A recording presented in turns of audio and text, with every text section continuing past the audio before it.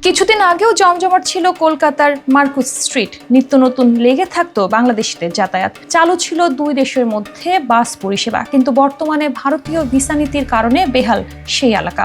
বাংলাদেশি যাত্রী না পেয়ে কলকাতার সেন্ট মার্টিন পরিবহন কাউন্টারে বিক্রি হচ্ছে মেয়েদের পোশাক।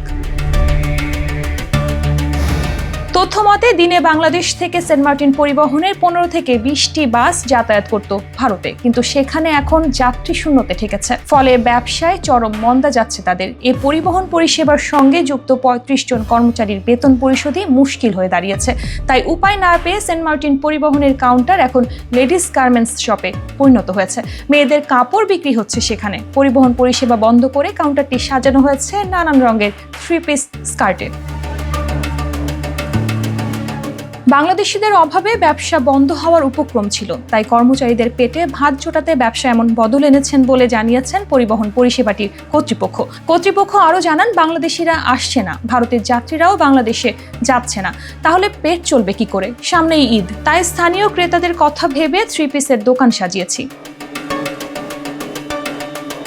কর্তৃপক্ষ বলেন, বাস যদি না চলে সেখানে পরিবহনের ব্যবসা রেখে লাভ কি? ট্যুরিস্ট ভিসা নেই, মেডিকেল ভিসাতেও বেশি যাত্রী নেই, ফলে ব্যবসায় বদল ছাড়া অন্য কোনো উপায় আছে?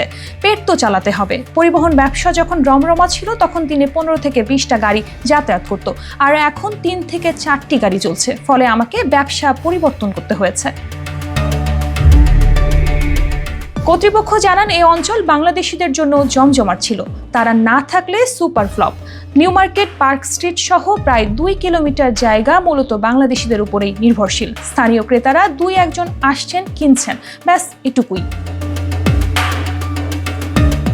জানা যায়, বাংলাদেশিদের অভাবে বর্তমানে যে পরিস্থিতি, তাতে গোটা এলাকায় প্রায় 5,000 মানুষ কর্মহীন হয়ে পড়েছেন। এমত অবস্থায় দুই দেশের সরকারের কাছে তার দাবি ছিল খুব শিগগিরই সমস্যা মিটিয়ে দ্বিপাক্ষিক সম্পর্কের উন্নতি ঘটুক এবং ব্যবসা আগের মতো শুরু হোক। এ বিষয়ে Marquis street free school street welfare সোসাইটির পক্ষ থেকে পশ্চিমবঙ্গের মুখ্যমন্ত্রী মমতা বন্দ্যোপাধ্যায়কে চিঠি দিয়ে সার্বিক পরিস্থিতির কথা জানানো হয়েছে।